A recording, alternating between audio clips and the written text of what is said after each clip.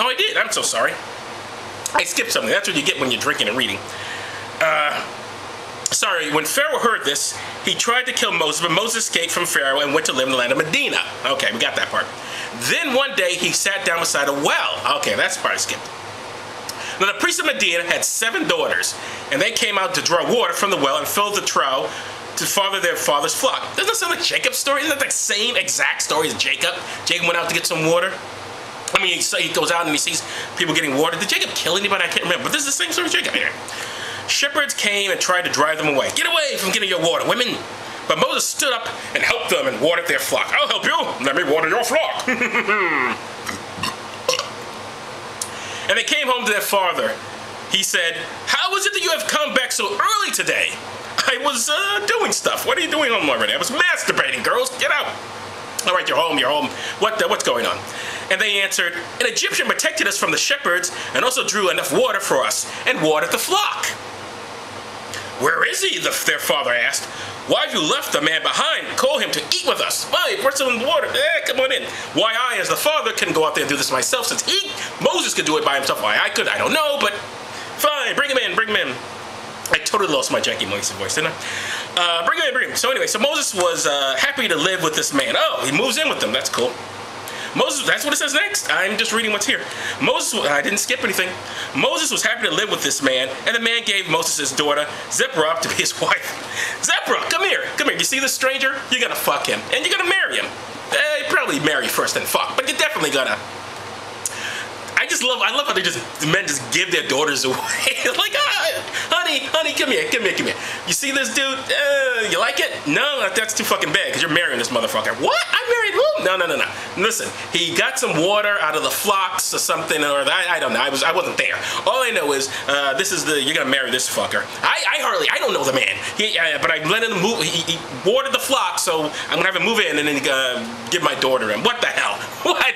Why not? Why not? Zipporah bore Moses a son. That was fast work. This is the same story as Jacob. Anyway, Zipporah, whatever her name is, Ziplock, whatever her name is. Doesn't matter, the woman has no lines. Moses bore Moses. Zipporah bore Moses a son, and he called him Gershom, which means a stranger there. For he said, I have been a stranger in a strange land. Hey, that's the name of a book. And in due course it came to pass that the king of Egypt died. Now we're back to where I was before. But the children of Israel were still oppressed and in slavery. In their suffering they cried out, and their cry carried up to God. So you're crying. It's like Superman, you know, like, oh, that's Lois Lane's in trouble. He heard their groaning and remembered his promise to Abraham, to Isaac, and Jacob. We read this already. And the Lord looked upon the children of Israel and had pity on them. Tear. I know I did that before, but anyway, so now God calls Moses. Here we go. Moses, no, he didn't call him like that. And this time Moses was keeping the flock of his father-in-law, the priest of Medina. And he led the flock to the far side of the desert and came to the mountain of God. The mountain of God, that's what it says. And he led the flock to the far side of the desert and came to the mountain of God, to Horeb. H-O-R-E-B. You figure out, people. There the angel of the Lord appeared to him in a flame of fire out of the middle of a bush. And who doesn't love a flaming bush? Moses looked and saw that the bush burned with fire, but it was not destroyed. And he said, I will stop here and see this great sight and discover why the bush is not burnt. Hey bush, why are you burning and you ain't burnt? What's that about? When the Lord saw that he turned aside to see, he called out of the middle of the bush and said, Moses, Moses, me. I'm God, I'm hiding in the bushes. Here I am, answered Moses.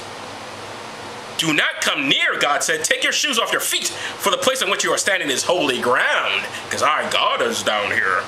And I want you to take off your feet. I'm sorry, take off your shoes, your feet. Your lovely, lovely feet. God's got a foot fetish. And God said further, I am the God of your father, the God of Abraham, the God of Isaac, and the God of Jacob. I'm not the God of anybody else, but I'm the God of these 3 dudes. Moses hid his face. Oh, for he was afraid to look upon God, because God was not wearing pants. No, it doesn't say that. But God, what are you doing? Come on, put some clothes on, dude. Come on. I don't want to see this. And God said, I have seen the misery of my people who are in Egypt, and I have heard their cries because of their taskmasters. I realize their sorrows, so I have come down to deliver them out of the land, out of the hand of the Egyptians, and to bring them out of that land into a land good and large, into a land flowing with milk and honey. Why I allowed them to be in slavery in the first place, I don't know, but now I'm going to rescue them. I allow them to be oppressed, and then I come down to rescue them. How convenient. How convenient. What a convenient God I am. But he doesn't say that. He just says, I'm coming down, I'm going to bring them to the land of milk and honey. That I've been promising 3 other dudes, but now I'm actually going to do it.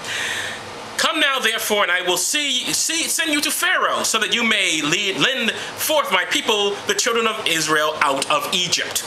This is all God's talk. Anyway, and Moses said to the Lord, who am I that I should go to Pharaoh, and that I should lead forth the children of Israel out of Egypt?